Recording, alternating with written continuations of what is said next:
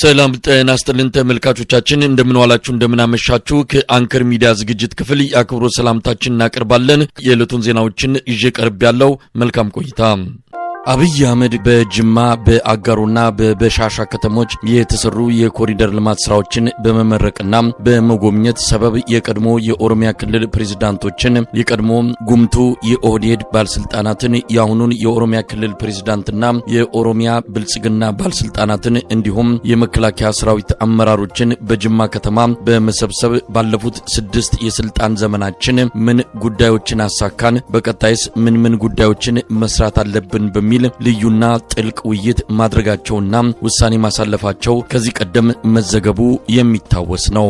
በዚህ ልዩ ስብሰባም እንደሌሎቹ የኢትዮጵያ አካባቢዎች በጦርነትና በሰላም እጦት ሰቆቃ ውስጥ ያለውን የኦሮሞ ህዝብ በልዩ ሁኔታ እንደተጠቀመ በማስመሰልና አብይ አህመድና ግብረ አበሮቹ እየዘረፉት ያለውን የሀገርና የህዝብ ሀብትና ንብረት የኦሮሞ ህዝብ ጥቅም በማድረግ ራሳቸውን በኦሮሞነት ጭምብል ለመደበቅ እየተጠቀሙበት እንደሆነ በግልጽ ታይቷል። በጅማው ልዩ ስብሰባ ማጠቃለያ በፍኖተ ካርታ ከተቀመጡ በርካታ ውሳኔዎች መካከል የአማራ ህዝብን እርስ በእርስ ማጋጨትና በአውራጃ መከፋፈል በተለይም ደግሞ ጎጃምና ጎንደርን እርስ በእርስ ከፍተኛ ጥላቻና ሽኩቻ ውስጥ ማስገባት የሚለው አንዱ እንደነበረ ተጠቅሷል። ይህን የጎጃምና የጎንደር የእርስ በእርስ ክፍፍል ስር እንዲሰድ ለማድረግ የመንግስትን የሰላምና የልማት ልዩ ትኩረት በጎንደር ከተማና አካባቢው አድርጎ የልማት ስራዎችን በማፋጠን የፌደራል መንግስት የሥራ ኃላፊዎች በተለያዩ ጊዜያት በመሄድ ጉብኝት እንዲያደርጉ ከፍተኛ የሚዲያ ሽፋንን በመስጠት በልዩ ትኩረት እንዲስተጋባ ማድረግ እንደነበረ ከጅማው ስብሰባ በኋላ የስብሰባው አንኳር ነጥቦች በሚዲያ መውጣታቸውም እንደዚሁ የሚታወስ ነው። በዚሁ በጅማው ልዩ ስብሰባ ውሳኔ በተቀመጠው አቅጣጫ መሰረት የጎንደር ከተማ የኮሪደር ልማት በስራ ዘርፋቸው የሚመለከታቸውና የማይመለከታቸው የአማራ ክልልና የፌደራል መንግስት ባለስልጣናት ጎንደር ከተማ በመሄድ ጎንደር ከተማ በልዩ የልማት ጎዳና ላይ ነች እያሉ በመንግስት ሚዲያዎችና በተቀጣሪ የብልጽግና የሚዲያ ሰራዊት ሲያስጮሁ ከርመዋል። አሁንም እያስጮሁ ይገኛሉ። በሚዲያ እንደሚባለው የባለስልጣናት ተደጋጋሚ ጉብኝት ዋና ዓላማ እድሜ ጠገቧን የጎንደር ከተማና አካባቢዋን ማልማት ቢሆን ኖሮ ጥሩ ነው ማለት ይቻል ነበር። ምክንያቱም ታሪካዊና የቱሪስት መዳረሻ የሆነችው የጎንደር ከተማ በሚመጥን መንገድ ብትለማ ለሀገርም ሆነ ለክልሉ ከፍተኛ ኢኮኖሚያዊ ጥቅም ማመንጨት ትችላለች። ነገር ግን አብይ አህመድና ግብረ አበሮቹ ይህን ሁሉ የባለስልጣናት ጉብኝትና የሚዲያ ጋጋታ የሚያደርጉት በእብሪት የአማራ ክልል ህዝብን በመውረር በአማራ ፋኖ የሚመራውን የአማራ ህዝብ ተጋድሎ መቋቋም ሲያቅታቸው የአማራን ህዝብ በክፍለ ሀገርና በአውራጃ በመከፋፈል የአማራ ፋኖ አንድ ሆኖ ያገዛዙን ውድቀት እንዳያፋጥነው ሴራ ለመስራት ነው። ይህን የአማራ ህዝብን በክፍለ ሀገርና በአውራጃ የመከፋፈል ፕሮጀክት ለማስፋትና መዋቅራዊ ሆኖ እንዲተገበር ለሀገሪቱ ርዕሰ ብሔር ለአቶ ታዬ አጽቀሥላሴ፣ ለፌዴሬሽን ምክር ቤት አፈ ጉባኤ ለአቶ አገኘው ተሻገር፣ ለኢንዱስትሪ ሚኒስትሩ ለአቶ መላኩ አለበልና ለሌሎች የፌዴራልና የክልል የጎንደር ተወላጅ ባለስልጣናት እንዲሁም የመንግስት ከፍተኛ ፕሮጀክቶች ያለ ምንም ህጋዊ ጨረታና ውድድር እየታደለው የሀገርና የህዝብ ገንዘብ እየዘረፈ ላለው ለአቶ ካሳሁን ምስጋናው በቅጽል ስሙ ካርሎስ ቀበሮ አብይ አህመድ ልዩ ተልዕኮ ሰጥቷቸው እየተሰራ ይገኛል።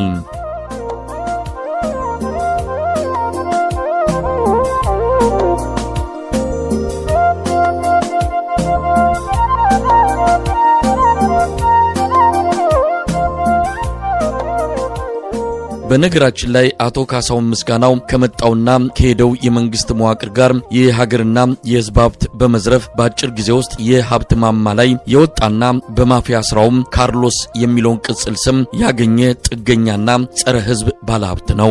ካሳሁን ምስጋናው በኢህአዴግ ወቅት ከብሔራዊ ደህንነት ሹሙ ከጌታቸው አሰፋ ጋር ቤተኛ በመሆን ሲዘርፍ የነበረ በተለይ ከአቃቤ ሕጉ ጌታቸው አምባይ ጋር የጥቅም ቁርኝት በመፍጠር ዘረፋው ሁሉ ህጋዊ ከለላ እንዲያገኝ በማድረግ ሀገርና ህዝብን ሲዘርፍ የነበረ ሰው ነው። ዛሬ ላይም አብይ አህመድን ጨምሮ ከፌደራል መንግስት እነ ተመስገን ጥሩነህ የፌደራል ፍርድ ቤት ፕሬዝዳንቶችን፣ አቃቢ ህጎችን፣ የፌደራል ፖሊስንና በየደረጃው ያሉ የአማራ ክልል ባለስልጣናትን በጥቅማ ጥቅም በመያዝና በመደለል የእርሱ የሀብት ማከማቻ ጉዳይ አስፈጻሚ አድርጓቸው ይገኛል። ካሳሁን ዛሬ ከአገዛዙ ጋር ባለው የጥቅም ትስስር የመንግስት ፕሮጀክቶችን ያለ ህጋዊ ጨረታ ተሰጥቶት ሰርቷል፣ እየሰራም ይገኛል። ከነዚህም የመንግስት ፕሮጀክቶች መካከል የጎርጎራ ፕሮጀክት፣ የፋሲል ቤተመንግስት እድሳት፣ የመገጭና የርብ ወንዝ የመስኖ ግንባታ፣ ከ4 በላይ የሆኑ የአስፓልት መንገዶች ለአብነት የሚጠቀሱ ናቸው። ካሳሁን ምስጋናው እየዘረፈ ያለው የመንግስትን ፕሮጀክቶች ያለ ህጋዊ ጨረታ በመውሰድ ብቻ ሳይሆን ውስን የሆነውን የከተማ መሬት ጭምር ነው። ይኸውም በባህር ዳር ከተማ በከተማው አሉ የሚባሉ የልማት ቦታዎችንና በአዲስ አበባ በተለያዩ ክፍለ ከተሞች ከልክ በላይ ከህግና ከአሰራር ውጪ ሰፊ መሬቶችን ወስዷል። በተመሳሳይ በአገሪቱ አሉ ከሚባሉ ንግድ ባንኮች በመንግስት ፕሮጀክቶች ግንባታ ስም ከፍተኛ ገንዘብ ያለበቂ ዋስትና የወሰደ ሲሆን ለባንክ ፕሬዝዳንቶች የተለያዩ የመንግስት ባለስልጣናት እንዲደውሉላቸው በማድረግ የመንግስት ቁጥር 1 ፕሮጀክቶች በገንዘብ እጥረት እንዳይስተጓጎሉ በሚል ያለበቂ ዋስትና የወሰደው የባንክ ብድርም ከህግና አሰራር ውጪ እንዲራዘምለት እየተደረገ ይገኛል። በመሆኑም በአሁኑ ሰዓት ካሳሁን ማለት ራሱ መንግስት ሆኗል ቢባል ማጋነን አይሆንም። ይህ በየዘመኑ ካገዛዙ ቁንጮች ጋር የጥቅም ሰንሰለት በመፍጠር ልዩ ተጠቃሚ የሆነው ካሳሁን ምስጋናው አሁን ይባስ ብሎ የአማራ ህዝብን የመከፋፈል የአብይ አህመድ ፕሮጀክት አስፈጻሚ በመሆንና ተልኮ በመውሰድ ከታዬ አጽቀሥላሴ ካገኘው ተሻገርና ከመላኩ አለበል ጋር በመሆን ለተግባራዊነቱ ሌት ተቀን በመስራት ላይ ይገኛል።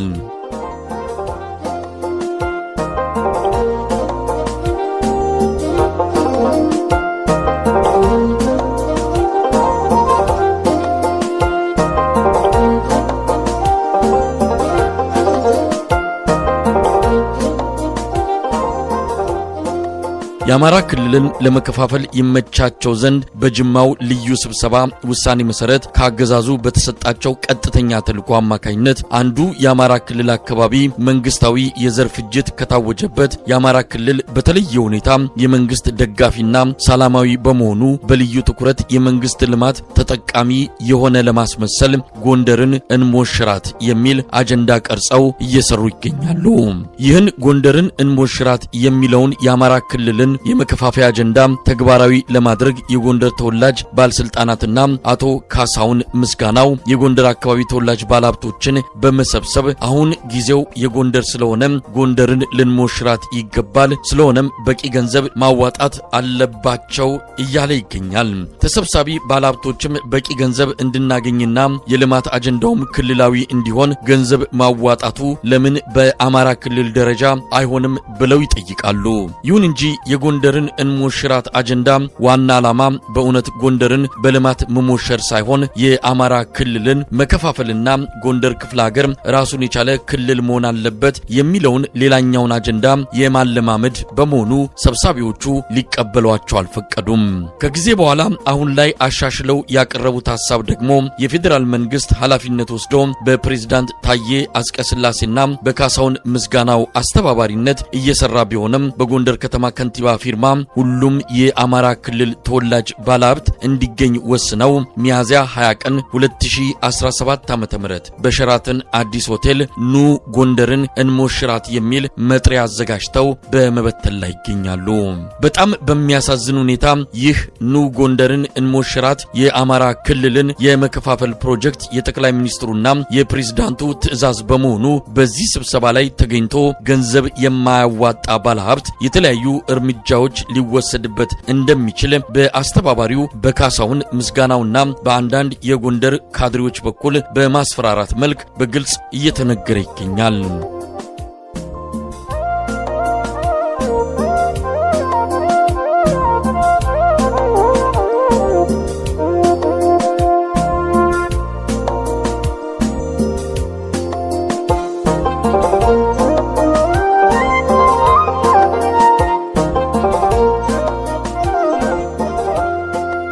ያገዛዙ ቁንጮች የአማራ ህዝብን ለመከፋፈልና የአማራን ፋኖ ተጋድሎ ለማዳከም በጅማ ከተማ ባደረጉት ስብሰባ ውሳኔ መሰረት ተግባራዊ ለማድረግ እቅድ አቅደው ሲንቀሳቀሱ ተልዕኮ የተሰጣቸውን ግለሰቦች ማስፈራሪያ ተቀብሎ በስብሰባው የሚገኝም ሆነ ገንዘብ የሚያዋጣ የአማራ ባለሀብት በፍጹም መኖር የለበትም።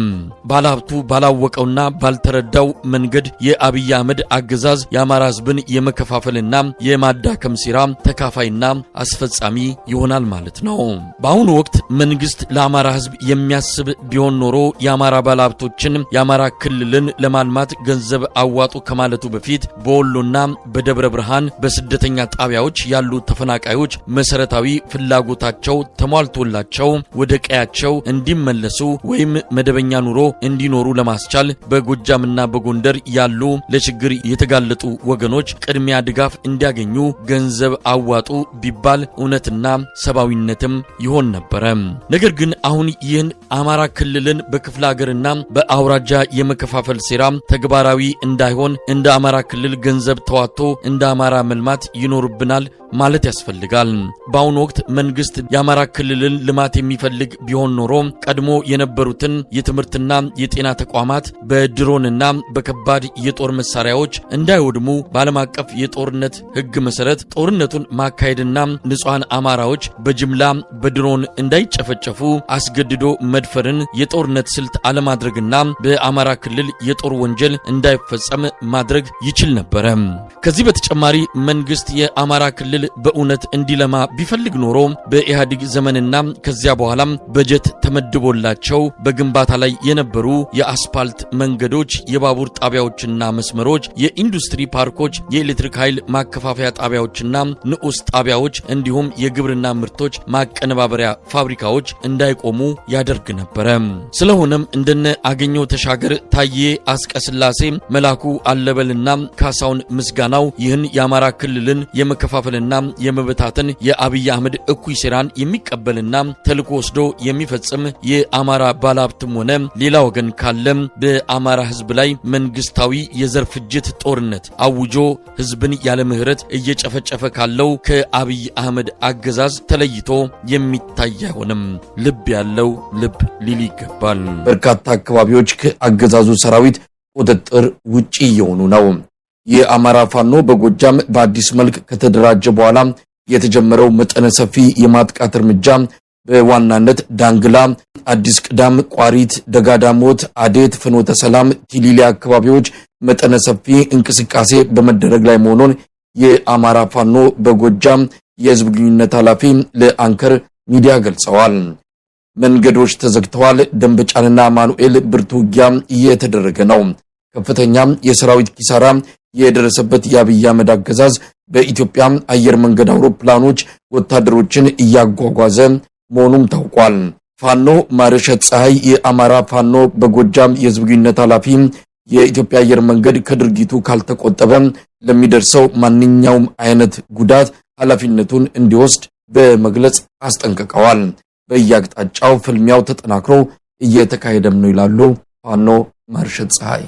ዛሬ አራተኛ ቀኑን በያዘው ውጊያ በበርካታ የጎጃም አካባቢዎች የፊት ለፊት ጦርነት እየተካሄደ ነው። ከዚህ በፊት የነበሩት የደፈጣና የሽምቅ ውጊያዎች ተቀይረው ወደ ሙሉ ጊዜና መደበኛ የውጊያ ስልት ተቀይሯል። ቡሬና ዊዞን አቅጣጫ፣ አንበላ ዚገም አቅጣጫ ከፍተኛ ውጊያ እየተደረገ ነው። ቲሊሊና ሰከላ ድንበር አካባቢ ወደ ቲሊሊ የሚገሰግሰውን ኃይል ቀለበጡት በመግባት ከፍተኛ ውጊያ እየተደረገ ነው። ሁለተኛው፣ ሶስተኛው ከባህር ዳር ዙሪያ ከባህር ዳር ማረሚያ ቤት ጀምሮ እስከ ብራካት የሚባለው አቅጣጫ 30 ኪሎ ሜትር ራዲየስ የሚሸፍን ከባድ ውጊያ እየተደረገ ነው በአሁኑ ሰዓት ጎጃም ውስጥ። አራተኛው ፋግታ ወደ ዳንግላ እና ፋግታ አዲስ ቅዳም ድንበር ላይ ያለው ኦፕሬሽን ነው። ዛሬ አራተኛ ቀኑን በያዘው ውጊያ እነዚህ ቦታዎች ላይ ከፍተኛ የሆነ ትንቅንቅ እየተደረገ ነው ያለው። ባህር ዳር ጫፍ ላይ ማረሚያ ቤቱ ጫፍ ላይ ነው አሁን ውጊያ የተጀመረው። እሳቱ እየተቀጣጠለ ነው። ሁሉንም የጎጃም አካባቢ ያዳርሳል። ከፍተኛ የሆነ ማጥቃት እያደረግን ነው። የአገዛዙ ጦርም በተለያዩ የውስጥ ለውስጥ መንገዶች እየገባ ነው። ይሄ ለእኛ አመቺ የጥቃት ክንድ እንድንሰነዝር እያስቻለን ነው። መሳሪያን እየታጠቅን ነው። አሁን ፋኖ በከፍተኛ ሁኔታ እያጠቃ ነው ያለው ጎጃም። የኢትዮጵያ አየር መንገድ በተከታታይ በሲቪል አውሮፕላን የአብይ አህመድን ሰራዊት እየጫነ ወደ አማራ ክልል እያስገባ ነው። እኛ ከዚህ በፊት አየር መንገዱ ሰራዊት እንዳይጭን በማለት በርካታ የውስጥ ማስጠንቀቂያ ሰጥተን ነበረ። ከዛሬ ከነገ ከድርጊቱ ይታቀባል ብለን ተስፋ አድርገን ነበረ። ነገር ግን አልቻለም። ለኢትዮጵያ ሲቪል አቪዬሽን ባለስልጣንና ለኢትዮጵያ አየር መንገድ የመጨረሻ መልእክት ማስተላለፍ እንፈልጋለን። ዛሬ ላይ ቁመን ከዛሬ በኋላ የኢትዮጵያ አየር መንገድ የአብይ አህመድን ሰራዊት ጭኖ ከአዲስ አበባ ወደ ባህር ዳር ወይም ከአዲስ አበባ ወደ ሌሎች የአማራ ክልል አውሮፕላን ማረፊያዎች ቢያርፍ ለምንወስደው እርምጃ ፋኖም ተጠያቂ አለመሆኑን እንዲገነዘብ እንፈልጋለን። ባህር ዳር አሳርፏል፣ ጎንደር አሳርፏል፣ ላሊበላ አሳርፏል፣ ኮምቦልቻ አሳርፏል። በተከታታይ ስራው ሰራዊት ማመላለስ ሆኗል። የኢትዮጵያ አየር መንገድ ኃላፊነት አንወስድም። የኢትዮጵያ አየር መንገድ ለሚደርስበት ዳሜጅ ኃላፊነት አንወስድም። እንግዲህ ዛሬም የክልሉ መንግስት መግለጫ አውጥቷል። ይሄ ሚዲያዎች እየተነገረ ያለው ትክክለኛ አይደለም፣ ክልሉ በአንጻራዊ ሁኔታ ሰላም ሰፍኗል የሚል መግለጫ ነው ከአማራ ክልል ኮሚኒኬሽን ቢሮ የተሰጠው። አመሻሽ ላይ እናሳያቸዋለን። ክልሉ ሰላም መሆን አለመሆኑን የክልሉ መዲና ማታ ይዘን እናሳያቸዋለን። ሌላ መልስ የለውም። አንደኛ ከህዝብ ስነልቦና የወጣ የህዝብን ሀብት ንብረት የሚያወድም ህዝብን የሚጨፈጭፍ ስርዓት ነው። ይሄ በአማራ ህዝብ ዘንድ በፍጹም ተቀባይነት የሌለው ከመሆን አልፎ የአማራ ህዝብ መደበኛ ጠላት ተስታፊ ከሆነ ተነባብቷል።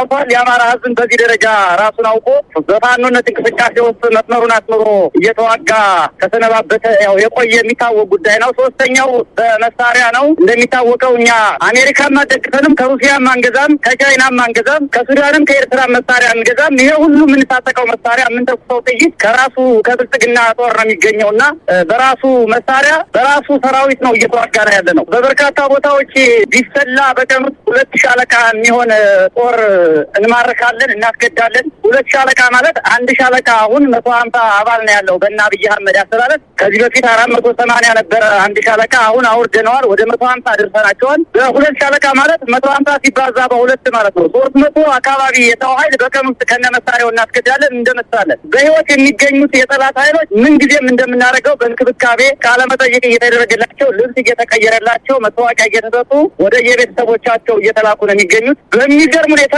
የጃልመሮን ያጎት ልጅ በቅርቡ ሸኝተናል ወደ ወለጋ።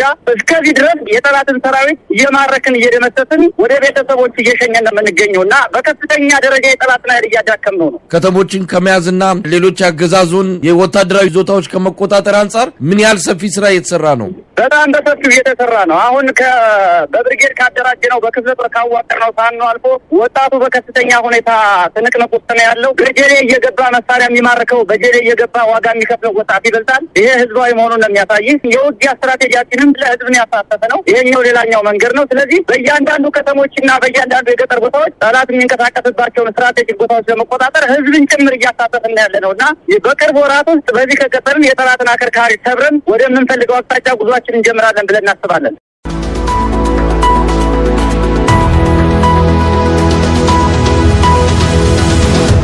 በተያያዘ ዜና ምዕራብ ጎጃም ቋሪት ወረዳን የተቆጣጠረው የፋኖ ኃይል በተራራ ላይ ሸሽቶ የሰፈረውን የአብይ አህመድ ሰራዊት ከበባ ውስጥ ማድረጉ ተገለጸ።